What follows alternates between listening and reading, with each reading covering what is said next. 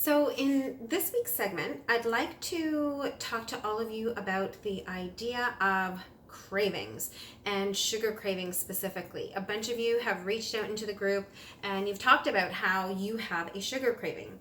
As many of you already know that are from the past group, I have pronounced sugar addiction and I crave sugar. So, what I'm going to do today is talk to you about number one, why we crave sugar, and then number two, how we can go about getting rid of those sugar cravings and beating those cravings so that we don't have to give in all of the time. Okay, so let's get started right away with why we crave sugar. So there are a few reasons, and I'm sure all of you can relate to this number one reason. It's fatigue. Okay, so I know all of you out there are very busy people with your careers, with your families, and just with life in general. Okay, so if you are not getting enough sleep, if you are running, at the ends of both candles, okay, so if you're waking up in the morning, you have no time to rest, you could be getting a good sleep at night, but your day is fully packed. That could create fatigue as well, mental fatigue, no downtime for yourself, okay? So fatigue is the main number one reason why we crave sugar, okay? Number two, a past addiction to sugar, okay? And that's something that I have. It's a sugar addiction that stems back to my 20s. And, when I'm feeling tired or upset, my brain automatically goes to, oh, hey, have some sugar and it's going to make you feel better. So I have worked over the past 20 years to figure out why I have that addiction, and I figured out ways to deal with it so that sugar is no longer my go-to. And thank goodness for exercise, because oh my goodness, that is such a positive drug. Such a great way to boost your serotonin, your endorphin levels, and just make you feel all around fantastic. So I hope that's doing that for all of you as well. Okay, so number two, addiction. Number three, low blood sugar. So if you haven't eaten well all day, so say you've gone all day, you've been too busy to get your proper nutrition in throughout the day, by 3 o'clock, you guaranteed are craving sugar. So please do yourself a favor. Plan for your day. If you know you're going to have a day where you're not going to be able to get solid meals in, at least have your snacks around. So something that I do, if I'm packed full of clients one day and I know I'm not going to have time to sit down and have a proper meal, I'm going to have a couple of protein bars with me, something that I can eat really quickly, and I know I'm going to be getting nutrients. So by the time I've finished work, I am not going to be starving, and I'm not going to be searching through the cupboards for sugary foods to satisfy me. Okay, so please make sure you plan and don't allow your blood sugar to drop so that your cravings increase. Okay. Number four, habit. So it could just be something that's become a habit for you. At 10 o'clock, you're used to having your donut. Okay. Every day at 10 o'clock, you're used to having your donut. So habits are very, very hard to break, and it takes more than just, they say 2 weeks, but it takes more than just doing something different for 2 weeks. It takes changing your mindset, okay? So you have to visualize how you feel after that 10 o'clock donut, and guaranteed you don't feel very good, okay? Your stomach probably hurts a little bit. You don't feel the energy that you were hoping that you were getting. So you have to work on that visualization and that connection between how that sugary snack does not make you feel good in the long run, okay? So breaking that habit, breaking that cycle. Okay, the last one is key: stress, okay? So if you have been dealing with chronic stress and your adrenals are sucked dry and your cortisol levels are going out the roof, guess what? You are going to be craving sugar.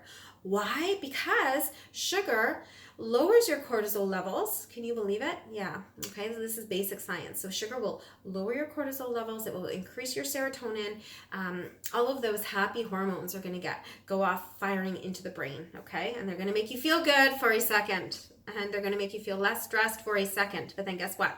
After you eat those sugary foods, that bag of chips, okay, because that is sugar as well, half an hour later, you are going to crash again. Your stress is not going to get any better. You're just going to feel worse, okay? So those are the 5 things that are related to why we crave sugar. So what can we do about them? Okay.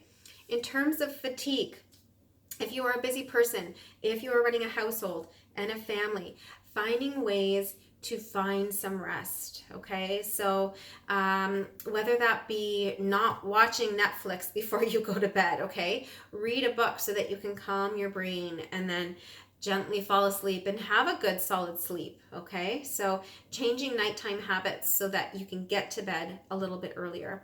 So for those of you who work late or you have children, that doesn't always happen and your sleep can get broken if you're working shift work and things like that. So what you need to do is try to rest when you can. Okay. I have a busy life, a busy family, and I have a broken sleep. I mean, I have mom sleep, or parent sleep. Okay. Which is not a lot.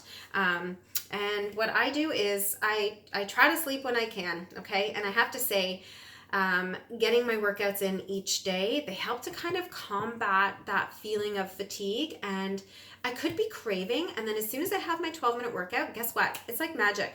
My craving for sugar goes away. I have a nice big glass of water, and then I can go on with my day. Okay? So I hope that was helpful. Addiction, okay? Addiction goes deeper, and that's something that you are going to have to look at, whether you reach out to someone to talk about your addiction, whether you start to journal to figure out why you have that addiction. That's something that you need to look deeper into and figure out, and definitely a trained professional is highly recommended, because you know what, if this is something that you've been suffering with or addicted to for a long time, it's time that you address it. Okay. Number 3, low blood sugar. So again, low blood sugar happens when we don't feed ourselves properly throughout the day. So make sure that you are eating enough protein, enough fats, enough vegetables and fruits throughout the day so that you keep your blood sugar level in check so that it doesn't drop and you are not craving sugar. Okay? Habit. Again, habits take longer than 2 weeks. It takes more than 2 weeks. Okay? It takes a shift in your thinking process, in what that habit is doing for you, and perceiving how you're going to feel after you indulge in that donut or that bag of chips or that candy. Okay? And last but not least, stress. Chronic stress. My goodness, I don't know many people who do not have this in their lives these days. So one thing that I did for myself, it might not work for you, but after I finished nursing my last child, my body was exhausted, my adrenals were shot, my cortisol levels were up, and I had to supplement. So I take a stress supplement that is mainly based in ashwagandha. I always have a hard time pronouncing that one. And ashwagandha is an adaptogen. It helps to boost your adrenals. It helps to lower your cortisol levels. And for me, it worked. For me, after 2 weeks of taking the supplement, I no longer had the cravings because my body was functioning the way it needed to function. Okay, rhodiola is also a really good supplement for stress, as it helps to balance all of those chemicals and hormones in the brain, and it helps you to feel a little calmer so that you're not feeling stressed and you're not feeling like you have to reach for that sugary snack. Okay, so I've addressed those 5 issues and how we deal with them. And now I want to give you some ideas on really healthy treats that you can indulge in. And they are whole foods and they are good for you, because you know what? We can't go through life without having some treats once in a while. Okay, and these ones are very basic, I promise. It's really nothing fancy. So if you love your honey, okay, why not do a baked banana in the oven with some honey and cinnamon on it, okay? It's actually quite nice. In the summer, you can actually grill your banana with a little bit of honey. And what you might find, baking it without the honey, it actually brings all of the sugars out. So you might not even need the honey in the end. But if you think you need the honey in the beginning, you can try something like that, okay? Make sure you're waiting 2 hours between meals if you're having that whole food sugary snack, okay? It's not processed food. Why? Because you want your body to just be able to utilize that carb, okay? And what about chopped apple? This is one of my favorites. It's going to sound really strange, but I chop up an apple, I put it in a bowl, and then I take a half cup of dry quick oats.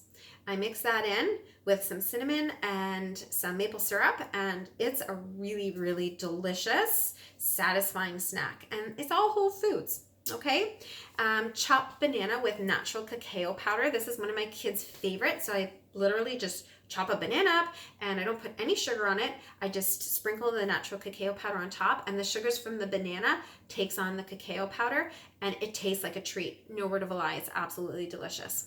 Okay. One of my go-tos when I am tired and I'm craving fats. Fats are a really, really good thing to help satiate the brain. The brain is made up mainly of fats, so it needs fats. Please don't avoid your fats. I love peanut butter, but you can choose any nut butter of choice as long as it is unsweetened. And I just take a couple tablespoons, put it in a bowl, and then I grind some sea salt on top, and that is my treat. It's absolutely delicious and satisfying. Okay, last but not least, a favorite protein bar.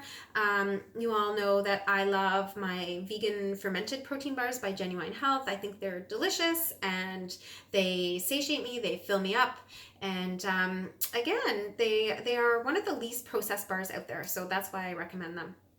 So I hope that was helpful for all of you.